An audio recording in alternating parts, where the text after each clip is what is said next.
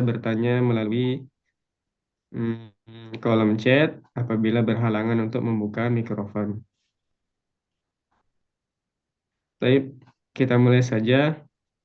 Kepada Fadilatul Ustadz, falyatafaddal mashkuran.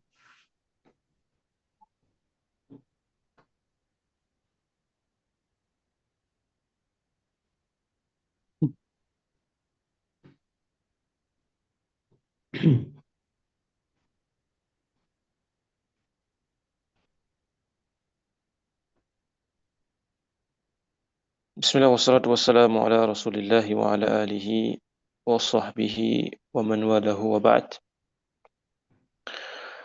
Alhamdulillah, puji syukur kita ucapkan kepada Allah yang masih melimpahkan rahmat dan karunia-Nya kepada kita semua, sehingga Allah masih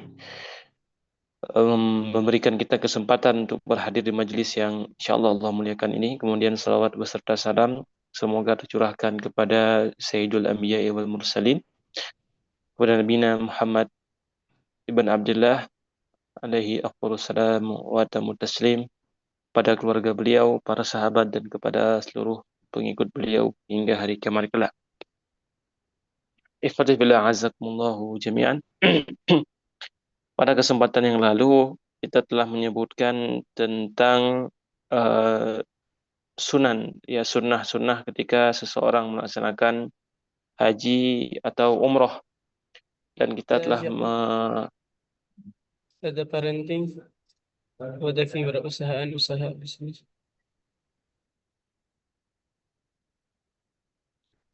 Betul, Ustaz. Baik.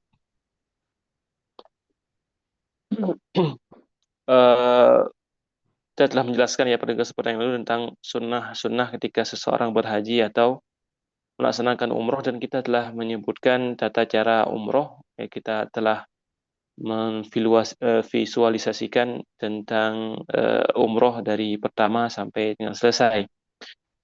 Insya Allah sebelum kita coba gambarkan ya bagaimana seseorang berhaji dari pertama dia berangkat sampai selesai, kita akan bacakan dulu beberapa mahdhurat, beberapa hal yang dilarang ketika seseorang melaksanakan haji atau umroh.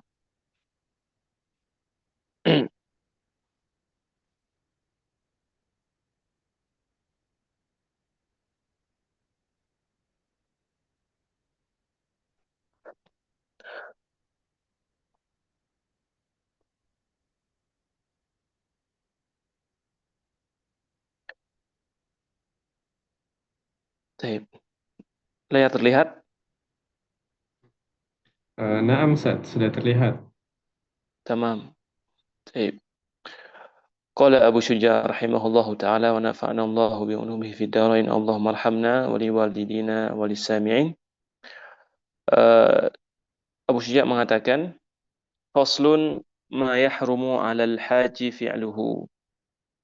Pasal tentang hal-hal yang diharamkan kepada orang yang sedang berhaji untuk melakukannya. Jadi kita bisa artikan larangan-larangan haji, atau lebih mendetail ya, larangan-larangan ihram, baik orang yang sedang berhaji ataupun yang sedang umroh. Intinya ketika mereka masih dalam keadaan ihram, itu ada larangan-larangan yang harus mereka jauhi. Di sini Abu Syuja rahimahullahu ta'ala menyebutkan wa yahrumu 'alal muhrimi asyratu asya. Ada 10 hal ya yang diharamkan kepada orang yang sedang melaksanakan ihram. Yang pertama bagi laki-laki, lubsul makhid, memakai pakaian yang berjahit. Artinya pakaian yang membentuk tubuh seperti celana, baju, ya, dan pakaian-pakaian lainnya yang membentuk bentuk tubuh. Sehingga laki-laki ketika mereka berihram, mereka memakai dua kain. Kain pertama sebagai rida, atasan, dan kain kedua sebagai izar ataupun bawahan ya.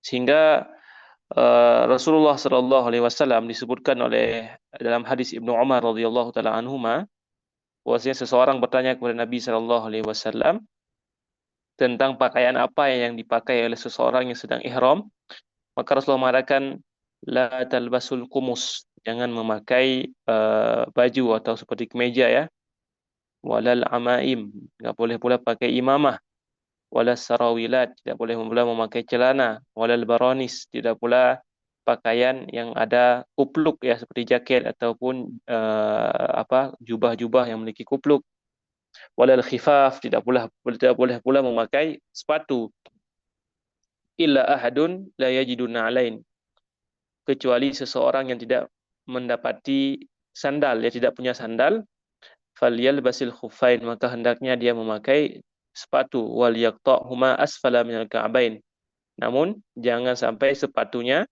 sepatu panjang ya seperti sepatu boot, namun sepatu yang nampak kedua mata kakinya. Wala talbasu minath thiyabi syai'an massahu za'faran, kata Rasulullah sallallahu alaihi wasallam, dan janganlah seseorang di antara kalian memakai pakaian yang telah diberikan wewangian ataupun za'faran dalam kalimat Rasulullah sallallahu alaihi wasallam. Ini hadis yang diriwayatkan oleh Imam Al-Bukhari rahimahullahu taala. Jadi begitulah pakaian laki-laki, ya, tidak boleh memakai seperti celana, seperti kemeja, ya, kaos ataupun jaket, pakai imamah, peci, sepatu yang menutupi mata kaki dan seterusnya, dan pakaian yang ada wewangiannya. Ya, itu yang pertama. Kemudian yang kedua, Abu Syuja menyebutkan yang dilarang atau yang diharamkan bagi seseorang yang sedang, ini bagi laki-laki ya. Yang pertama tadi bagi laki-laki yang sedang berihram. Poin keduanya ialah taghtiyatur ra'si minar rajuli wal wajhi wal kaffaini minal mar'ah. Menutup kepala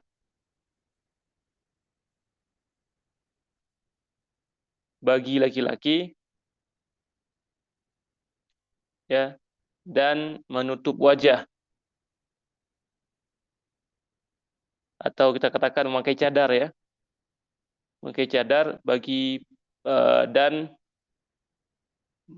menutup telapak tangan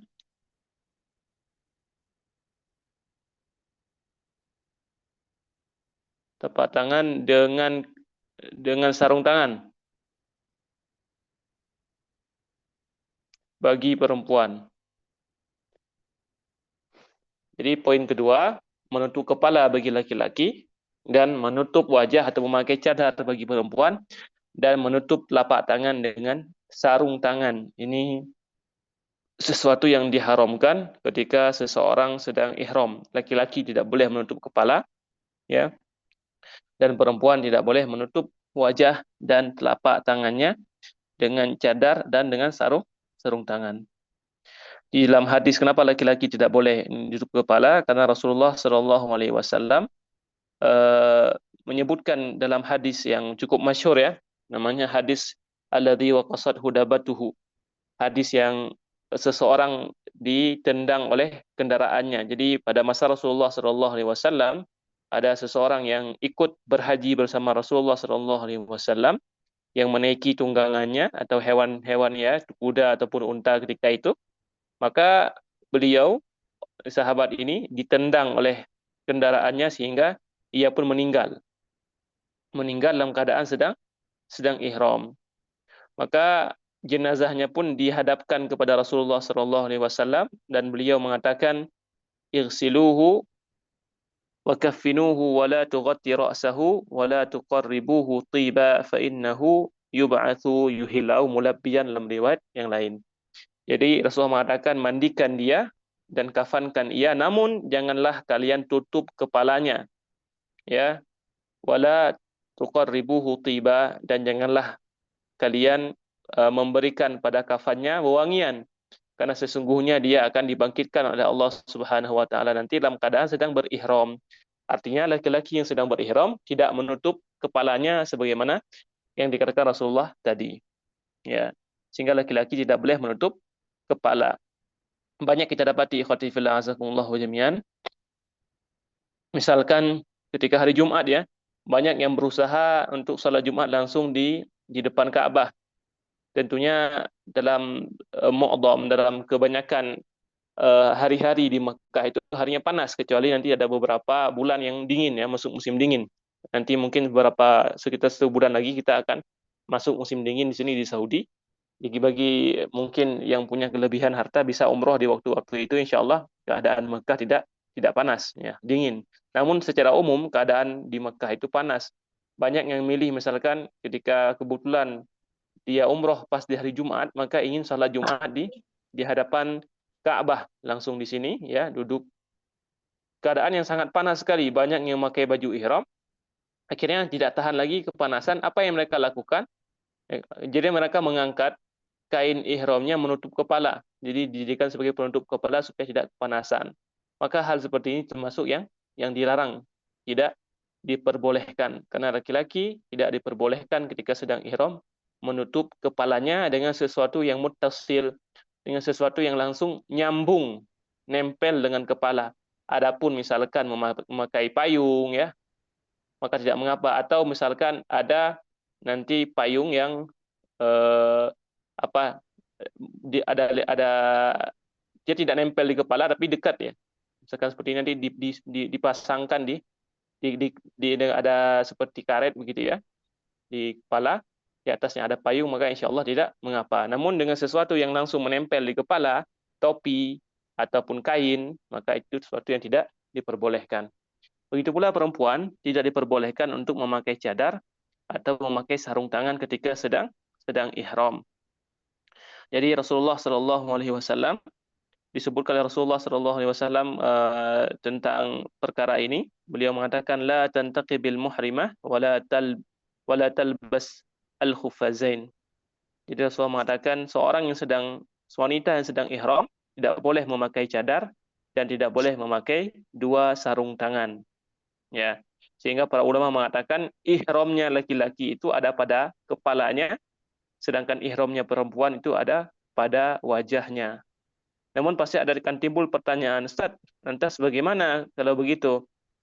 Ya, bukan nanti kita khawatir akan timbulnya fitnah, misalkan ketika kita membuka wajah kita sedangkan di situ banyak laki-laki yang bukan mahram atau ajnabi, ya. Maka para ulama mengatakan boleh menutup kepala, bukan menutup wajah bagi perempuan bukan dengan cadar. Misal dia bercadar, ya. Jadi bercadar, maka ketika dia ihram, misal dia memakai topi, wanita memakai topi, misalkan ini wajahnya, mohon maaf ya, memakai topi, nanti dia di depan topinya ini dia turunkan kain seperti ini.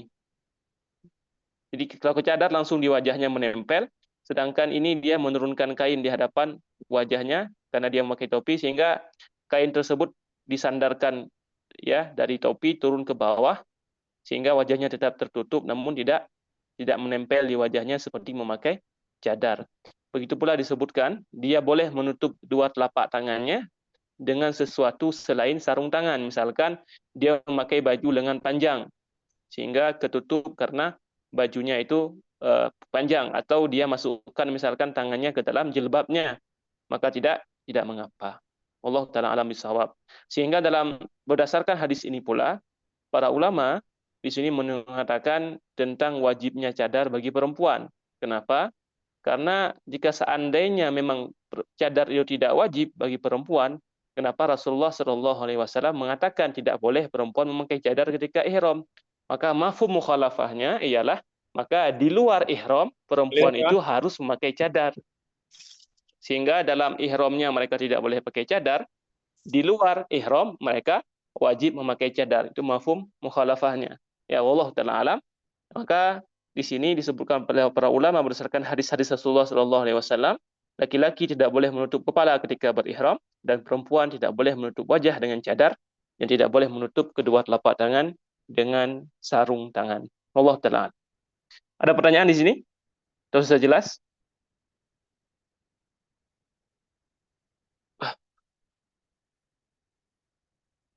Jelas ya? Alhamdulillah jelas, Ustaz. Baik, tamam. Tanya, Ustaz. Tafadhol. Kalau masker, Ustaz, sama yang nggak bisa ya? Kalau yang akhwat, yang perempuan. Allah taala alam, namun banyak kita lihat memang praktek sekarang dan seolah-olah tidak ada yang melarang gitu ya dari orang-orang yang berwenang di situ. Namun berdasarkan nas banyak yang kitab-kitab yang kita baca, misalkan kitab ini ataupun kitab Raudhul Murbi, memang disebutkan hal yang sama. Perempuan tidak boleh menutup wajahnya dengan sesuatu yang seperti cadar, dan masker mungkin sama maknanya seperti cadar karena memang dia menutup dengan menempel. Namun Allah Ta'ala alam itu nanti bisa kembali kepada fatwa ulama kontemporer sekarang, apakah mereka memang membolehkan masker ataupun tidak. Namun secara zahir nas ataupun matan-matan kitab seolah-olah itu mengatakan tidak boleh. Namun ana pribadi tidak berani menjazimkan dengan boleh ataupun tidak boleh. Perlu kembali rujuk kepada fatwa ulama yang memiliki wewenang tentang ini. Wallahu taala alam. Ya, Ustaz. Pertanyaan berikut, Ustaz, masih bisa? Tafadhal. Kira-kira Ustaz, kan ada beberapa hukum yang kita bisa ambil, ada hikmahnya kan, misalnya mungkin puasa ada hikmahnya untuk kesehatan. Kalau untuk hikmah, artinya kan perempuan ini gimana ya, maksudnya dia itu mungkin selama bertahun-tahun bercadar, tidak terlihat cantiknya, kenapa harus tiba-tiba tanah suci, ya ihram, kenapa harus dia lepas, kan berarti kelihatan itu, maksudnya kenapa, kira-kira ada hikmahnya enggak, kenapa ada aturan seperti itu, Ustaz? Tamam. Masya Allah. Adapun jika ditanyakan hikmahnya apa, Anda pribadi tidak tahu hikmahnya apa ya. Namun dalam praktek umrohnya para sahabat dan pada masa Rasulullah Shallallahu Alaihi Wasallam, memang para perempuan itu dikhususkan untuk melaksanakan tawaf atau ya ataupun sa'i ketika malam hari. Karena keadaan dulu malamnya tentunya tidak seterang sekarang. Sekarang malam maupun siang sama saja terang ya. Namun mereka di malam hari dengan tujuan fa'innal lail astar lin nisa, karena malam itu lebih menutupi bagi wanita, sehingga para laki-laki itu tawaf dan sa'inya di siang hari, sedangkan perempuan itu di malam hari. Ya, begitu prakteknya. Namun pada zaman sekarang tentunya sangat susah untuk memisahkan antara laki-laki dan perempuan, terlebih mereka datang dari tempat yang jauh dan dengan kondisi mereka tidak mengenal daerah begitu ya, sehingga kalau dipisah mungkin agak sulit. Namun apa hikmahnya kenapa suruh dibuka? Allah Ta'ala alam, karena salah satu ini disebutkan oleh para ulama bahwasanya ketika kita berhaji ini Allah ingin kepada kita untuk meninggalkan segala bentuk tarafuh, segala bentuk kenikmatan dunia, sehingga kita dilarang untuk berhubungan badan, dilarang untuk memakai wewangian, dilarang memakai pakaian yang berjahit bagi laki-laki, dilarang menutup kepala sedangkan keadaan panas misalkan, dan seterusnya. Ya, sehingga segala bentuk kenikmatan Allah ingin uji kita di sini. Misalkan tentunya kita tidak nyaman ya, laki-laki tidak, mohon maaf akramakumullah, tidak memakai pakaian dalam misalkan, harus memakai kain seperti itu, tidak nyaman ya. Perempuan juga misalkan tidak boleh, ada hal yang dilarang tadi. Mungkin salah satu kenyamanan bagi wanita, terlebih bagi yang tadi sudah terbiasa mungkin dengan menutup wajahnya, dengan menjaga tidak panas tangannya, dengan menutup dengan sarung tangan misalkan, itu salah satu bentuk kenikmatan dan Allah ingin menguji kita dengan melarang hal tersebut selama kita berihram. Allah Ta'ala alam. Namun intinya, seorang mukmin idza qadallahu amran, idza qadallahu rasuluhu amran an yakuna lahu khiyarah, maka lil mu'minin wala mu'minatin idza qadallahu rasuluhu amran an yakuna lahumul khiyarah. Tidak ada alasan bagi seorang mukmin maupun mukminah ketika Allah dan Rasulnya telah memutuskan sesuatu, maka dia tidak punya alasan untuk memilih jalan yang lain. Tentunya begitu kita langsung sami'na wa ta'na, namun bisa jadi beberapa perkara itu hikmahnya zahirah langsung jelas ya, dan beberapa perkara hikmahnya mungkin tidak jelas ataupun khafiyah tidak kita ketahui. Wallahu taala alam bisawab. Berpakai kayak gitu pasirnya market. Mohon maaf, tolong mikrofonnya. Barakallahu fikum. Tamam. Ada pertanyaan lain atau kita lanjutkan? Baik. Poin ketiga yang dilarang ketika seseorang sedang berihram disebutkan oleh Abu Syuja di sini ialah tarjil, menyisir rambut ya. Ini meskipun perkara yang diperselisihkan di sini, namun maksud Abu Syuja di sini menyisir rambut apabila kita yakin dengan menyisir rambut tersebut akan merontokkan rambut kita.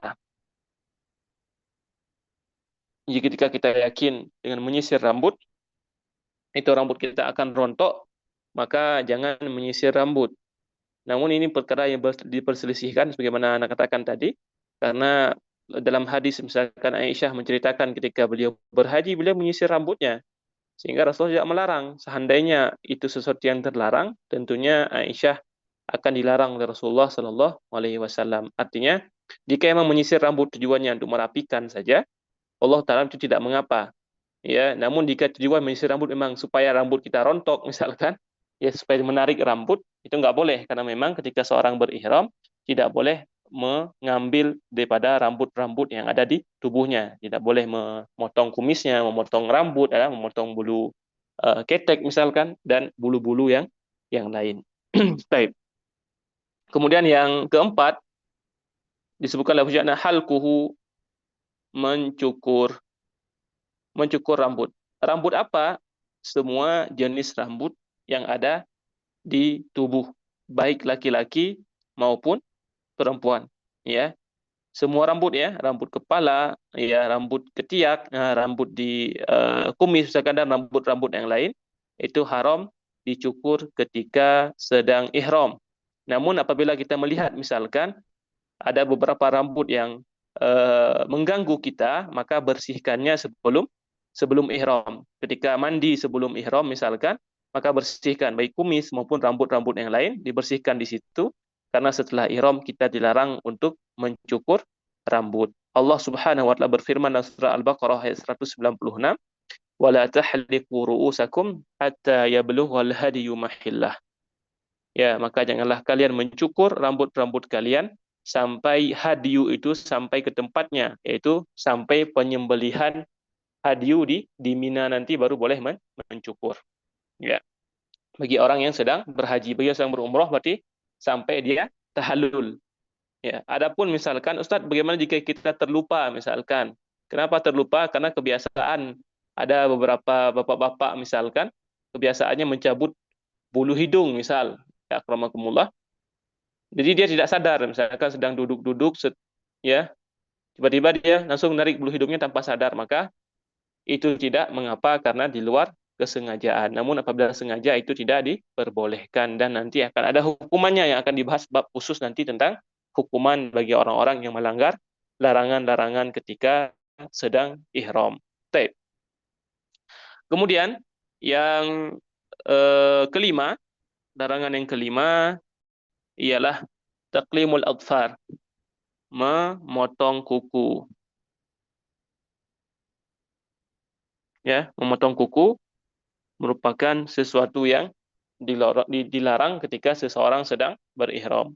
Apa hikmahnya? Sebenarnya kita sebutkan tadi, ini merupakan salah satu bentuk tarafuh. Ya, bentuk tarafuh, bentuk bernikmat-nikmat ya. Karena seseorang apabila kukunya panjang, tentunya dia tidak merasa nyaman, akan risih. Terlebih apabila ada kotoran di situ dan ketika dia makan akan merasa jijik dan seterusnya. Namun ketika sedang berihram, Allah uji kita untuk tidak memotong kuku sebagai bentuk ibadah kepada Allah Subhanahu wa taala. Sehingga di sini menjadi hal yang perlu diperhatikan juga bahwasanya memotong kuku ya berarti salah satu bentuk fitrah. Artinya di luar musim haji atau di luar ihram, sehendaknya seseorang itu memotong kuku dan itu merupakan fitrah ya.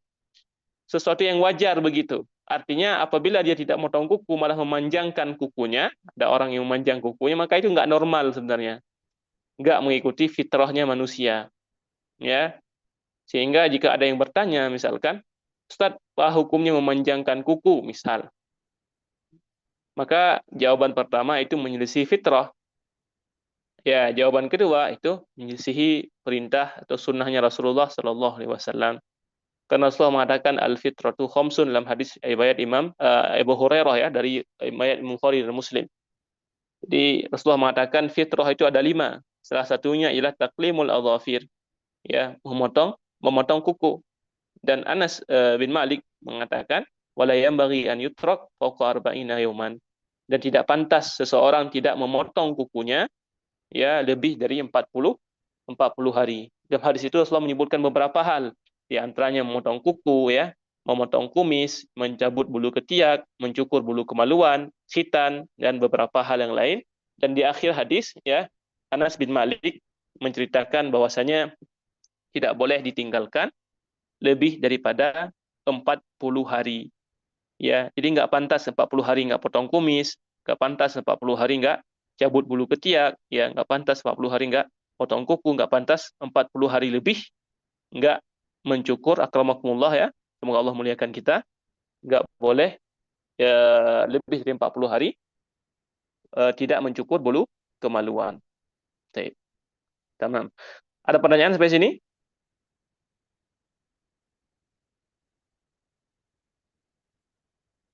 Jelas ya?